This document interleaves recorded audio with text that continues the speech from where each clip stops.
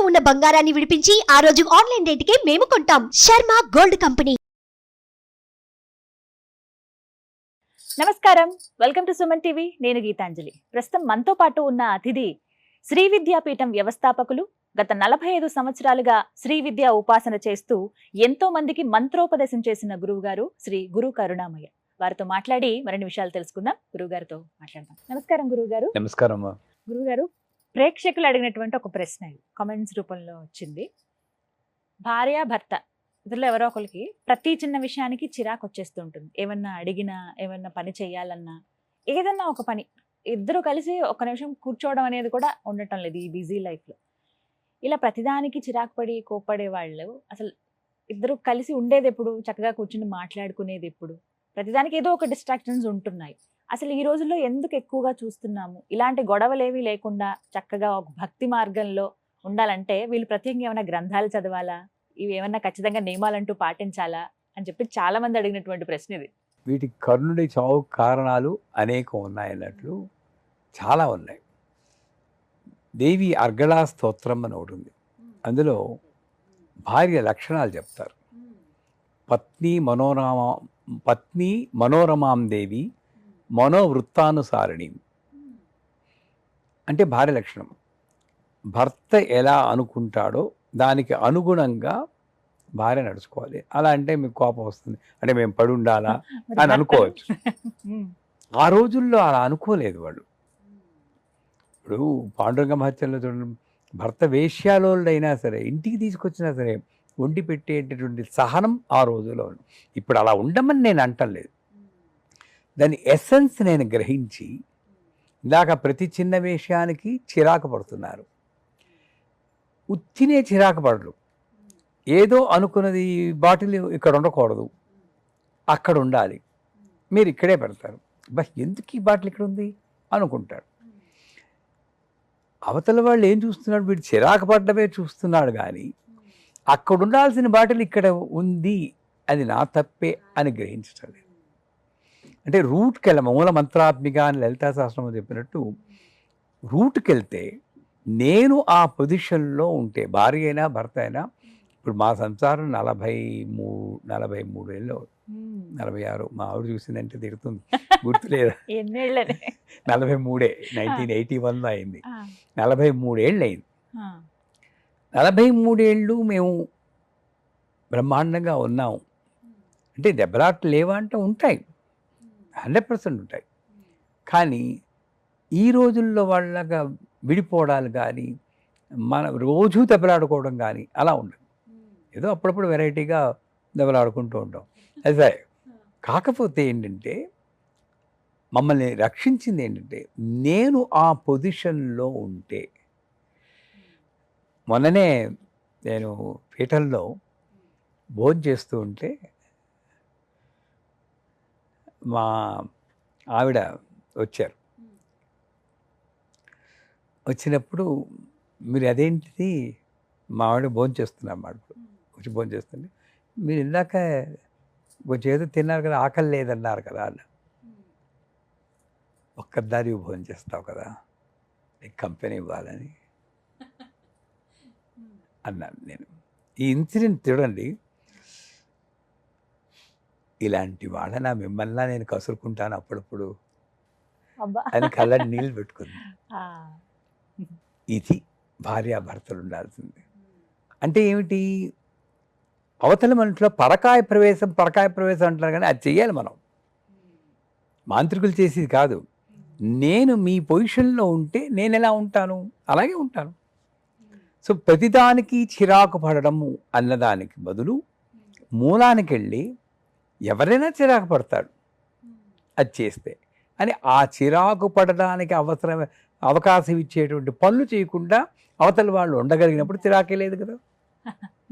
కానీ అలా అర్థం చేసుకునేటువంటి మనస్తత్వాలు ఎంతమందికి ఉన్నాయి ఈరోజు? మీకు అత్తారింటికి దారే సినిమా చూసారా? దాంట్లో పవన్ కళ్యాణ్ వాళ్ళని పెళ్ళివని కొట్టేసి నారాయణ చూసి ఈ మధ్య చాలా కోపం తగ్గిపోయింది కదా నాకు అని అంటాడు. నాకు తగ్గిపోయింది, శాంతం చాలా వచ్చిందండి అంటాడు. దీని నుండి నేను నేర్చుకున్నది ఏంటి, అవతల వాళ్ళు ఎలా ఉన్నా కూడా ఈ మధ్యన కొంచెం బాగానే ఉన్నారు. మీరు అలా అనేసారు అనుకోండి, వాడికి సిగ్గేస్తుంది. ఇంత కోపం ఉన్నా కూడా నాకు భార్య ఉందంటుంటే చచ్చినట్టు నేను అలా ఉండాలి. ఇది ఒక సైకలాజికల్ హ్యాండ్లింగ్. నేను దేవీపురంలో ఉన్నప్పుడు పీఠాధిపతిగా నేను మేడమెట్లు దిగుతూ ఉంటే ఒక ఆవిడ వచ్చారు, 62 ఏళ్ళు. గురువుగారు నాకు మంత్రం ఇవ్వండి. మా ఆయనకి చాలా కోపం, కోపం వచ్చింది కానీ చెప్తున్నాను. 62 ఏళ్ళు అంటే ఆయనకు 65, 70 ఉంటాయి. ఉండొచ్చు. ఇప్పుడు ఆయన్ని మార్చాలనుకోవడం ఏమిటి? అయినా సరే నేను ఇస్తానన్నాను, మంత్రం ఇస్తాను, కానీ రోజు చెప్పాలి నిరంతరం. చెప్తాను రాసుకోవాలన్నాను, రాసుకోలేదు. మా ఆయనకి కోపం లేదు, అదే నీ మంత్రం. అని అనుకోమన్నారా? ఆవిడ కోపం వచ్చేసింది. బాగానే ఉంది చంపడం, ఏదో మంత్రం ఇస్తారనుకుని వస్తే మీరా అంటారా, నన్ను వేళాకోళం చేస్తారా అని కోపగించుకుని వెళ్ళిపోయింది. ఇప్పుడు కోపం వచ్చింది ఇప్పుడు. అంచేత ప్రతి చిన్నదానికి కోపగించుకునే భర్త ఆర్ భార్య ఉన్నప్పుడు మొట్టమొదట అవతల వాళ్ళు చేయాల్సిన పని ఏమిటంటే, ఏం చేస్తే నాకు, అందుకే నాకు ఎప్పుడైనా ఫోన్లు వస్తూ ఉంటాయి. ఈరోజు 10 ఫోన్లు వస్తే దాంట్లో 9 ఫోన్లు ఇవే భార్యాభర్తల. అన్ఫార్చునేట్ వస్తే నేను అడుగుతాను, అమ్మ గొడవలు పెళ్ళైన రోజు నుండి ఉన్నాయా, మధ్యలో మొదలయ్యాయి? మధ్యలో మొదలైతే ఏ ఇన్సిడెంట్ తర్వాత మొదలైంది? అది గ్రహిస్తే మూలం తెలిసిపోతుంది. అయితే ప్రతి చిన్నదానికి అన్నప్పుడు అక్కడ అవతల వాళ్ళ దృష్టిలో వెళ్ళాలి. నెంబర్ 1 బాలా మంత్రం అని ఒకటి ఉంది. ఐం క్లీం సౌహు, సౌహు క్లీం ఐం. ఈ మంత్రం దీక్ష లేకుండా చేయకూడదు. కనీసం ఈ ఆడియో ఇంట్లో ప్లే చేశారు అనుకోండి, దీనిలో ఉన్న వైబ్రేషన్స్ మొట్టమొదటి ఎలా ఉంటుందంటే, ఒక్కసారి అరుచుకుంటారు పాపం వీళ్ళు కైమని. ఇది వెళ్ళి వాయుమండలాన్ని కంటామినేట్ చేస్తుంది. ఈ కంటామినేట్ చేసిన వాయుమండలంలో మళ్ళీ వీడు ఉండడం వల్ల మళ్ళీ వీడు అరుస్తూ ఉంటాడు.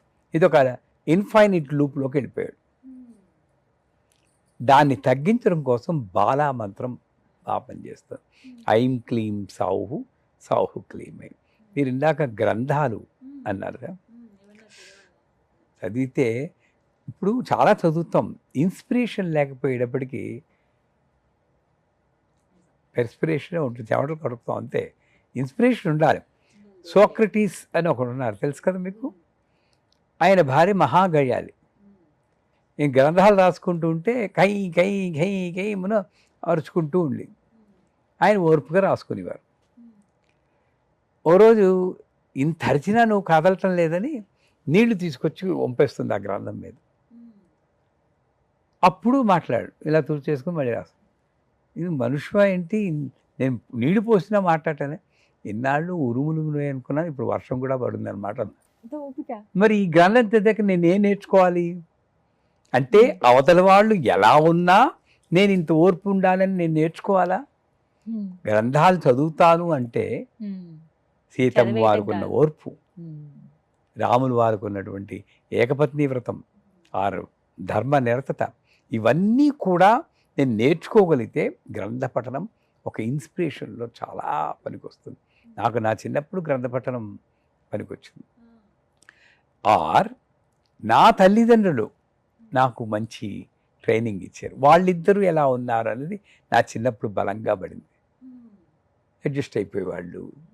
అప్పుడప్పుడు కొంచెం ఇబ్బంది వచ్చినా ఆయన ప్రాణం పెట్టేవారు. ఈవిడ ఇంకా మహాసాధ్యం, మా అమ్మగారు యశోద, నా భూతో నా భవిష్యత్ అన్నట్టు చేసేవారు. ఆయన ఏం చెప్తే అదే. అలా ఉండాలి, వాళ్ళని చూసే మనం నేర్చుకోవాలి. మీరు చెప్తున్నాను, మా వెనకాతల పోర్షన్లోనే మా తాతగారు ఉండేవారు. మా నాన్నగారు ఏదో కోపం వచ్చి మీ నాన్నగారితో మాట్లాడకూడదు అన్నారు. 3 ఏళ్ళు మా అమ్మ మాట్లాడలేదు. నూతి దగ్గర నీళ్లు తోడుతున్నప్పుడు ఆయన నీళ్ళు వస్తే తల దించుకుని వచ్చేది. అది నిబద్ధత. అంటే నేను ఈ రోజుల్లో అలా ఉండమని చెప్పట్లేదమ్మా, కనీసం దాని ఎసెన్స్ తీసుకుని, వాళ్ళు చిరకబడ్డారు కదా అని నేను చిరాకు పడితే మీరంటూ దెబ్బలాట్లే వస్తాయి.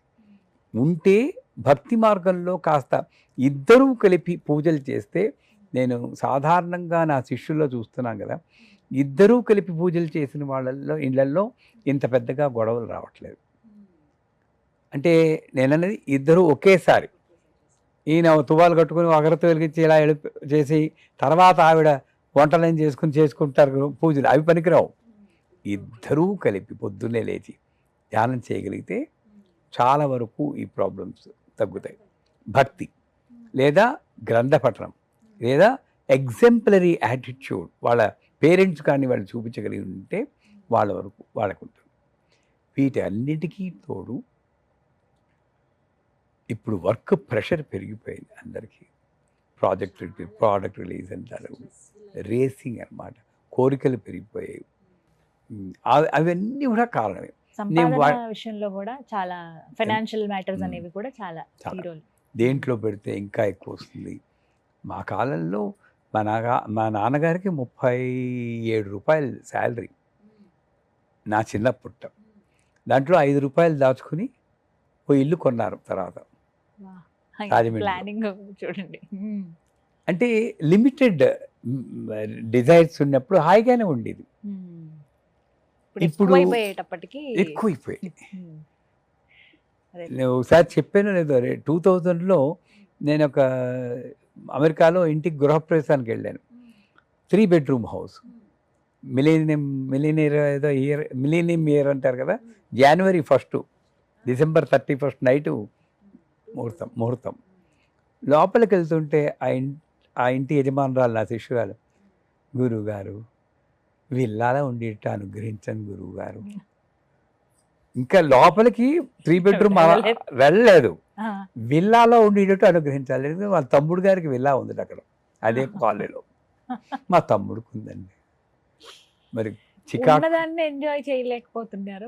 నా కోరికలు మీ సమరైజ్ చేస్తే వీటన్నిటికి కారణం నా కోరికలు పెరిగిపోవడం, ఉన్నదాంతో తృప్తి లేదు నాకు. నెంబర్ 1. నెంబర్ 2, అవతల వాళ్ళ బిహేవియరు నేను ఆ పరిస్థితిలో ఉంటే నేను కూడా అలాగే బిహేవ్ చేస్తానన్న ఆలోచన. వెనక్కి వెళ్ళి చూసుకోండి కావలిస్తే, మనం ఎన్నిసార్లు అరవలేదు అని ఆలోచించడు. 2, సహానుభూతి అంటారు. సానుభూతి అంటే ఓదార్చడం కాదు, సహ అనుభూతి. అంటే మీరేం భావిస్తారో నేను అదే భావిస్తే అదే సానుభూతి. సానుభూతి లేకపోవడం అవతల వాళ్ళ మీద. 3వది భక్తి. ఇద్దరికీ భక్తి ఉండి నమ్మకం ఉండి ఒకే కలిసి పూజ చేసుకుంటే ఈ గొడవలు రావు.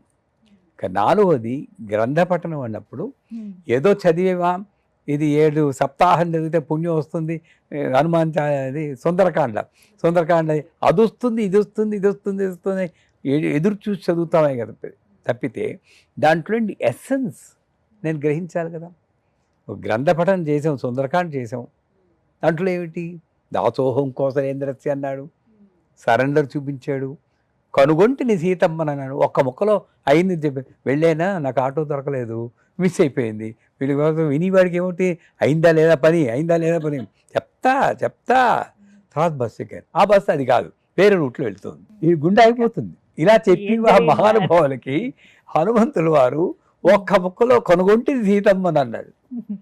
తర్వాత చెప్పారు లోపల ఎక్కడెక్కడ ప్రాబ్లమ్స్ వచ్చాయో. ఇవన్నీ నేను నేర్చుకోవడం కోసం సుందరకాండ చదవాలి కానీ సంచే గ్రంథ పఠనం అంటే దాని ఎసెన్స్ నేను నేర్చుకోగలిగితే. చివరిగా ఎగ్జాంపులరీ క్యారెక్టర్, మనం పిల్లలకి ఎగ్జాంపులరీ క్యారెక్టర్ అవి ఖచ్చితంగా ప్రభావం చూపిస్తాయి. ఇప్పుడు మనం ఎలా ఉన్నామో పిల్లల మీద ఆ ప్రభావం పడుతుంది కదండి. ఎందుకంటే తల్లిదండ్రుల నుంచి మనం నేర్చుకున్నాం కాబట్టి మనల్ని చూసి పిల్లలు. కానీ నిజమే, మీరు చెప్పినవి కనుక పాటిస్తే ఈ రోజుల్లో ఉన్నటువంటి ఆ చిన్న చిన్న గొడవలు కావచ్చు, అవి చిలికి బాలామంత్రం మర్చిపోకండి, ఐఎమ్ క్లీమ్ సౌ క్లీమ్ ఐ అని కావలిస్తే దీక్ష అన్నారు కదండి, దీక్ష తీసుకుని అది చెప్పడానికి దీక్ష కావాలి. ఎవరైనా గొడవల్లో ఉంటే నేను దీక్షిస్తాను, డబ్బులేం పుచ్చుకో. మళ్ళీ అందరికీ ఏంటంటే అడుగుతున్నారు, గురుగారు మీరు ప్రశ్నకి సమాధానం చెప్పాలంటే ఎంత వచ్చుకుంటారని. ఎందుకు నాకు డబ్బులు ఇవ్వాలమ్మా, మీరు సమాధానం చెప్తే అయ్యో అందరూ పుచ్చుకుంటారండి, ఒక ప్రశ్నకి ఇంత అని. మాకు ఏదైనా సరే సమస్య వస్తే అమ్మవారి దయవల్ల నాకు బాగానే ఉంది, డబ్బులు అక్కర్లేదు. ఎవరికైనా ఏంటంటే భార్యాభర్తల విభేదాలు ఉంటే నా దగ్గరికి వస్తే కావాల్సిన దీక్ష కూడా ఇస్తాను. లేదు ఆడియో పంపిద్దాం వాళ్ళ ఇంట్లో పెట్టుకోమని. అది ఎప్పుడు నిరంతరం వస్తూనే 24 గంటలు నడుస్తూ ఉంటుంది. కలకాలం ఉండమండి, ఎప్పుడు వెళ్ళిపోతామో తెలియదు. చూస్తున్నాం కదా, జిమ్ చేస్తూ టక్కుమని వాడిపోతూ ఉంటాడు. అవును. పెళ్ళిళ్ళలో కూడా అప్పటిదాకా సరదాగా ఆడుతున్న వాళ్ళు కాస్త మరి మాయమైపోతున్నారు. భర్త చిరాకు పడుతున్నాడు అని రోజు చిరాకు పడే వాళ్ళకి, లేదా భార్య చిరాకు పడుతుంది, రోజు చిరాకు పడే వాళ్ళకి ఏ జిమ్ చేస్తుందో సడన్గా వెళ్ళిపోయారు అనుకోండి, ఆ చిరాకు అప్పుడు గుర్తొస్తుందా? అసలు గుర్తురాదు. ఎందుకు రాదు? అమ్మయ్య చిరాకు పడి ఆమె వెళ్ళిపోయిందని ఎందుకు అనుకోరు? అంటే నేను టేక్ ఇట్ ఫర్ గ్రాంటెడ్. నేను నా రిలేషన్స్ని నేను టేక్ ఇట్ ఫర్ గ్రాంటెడ్ అని అనుకుంటాం.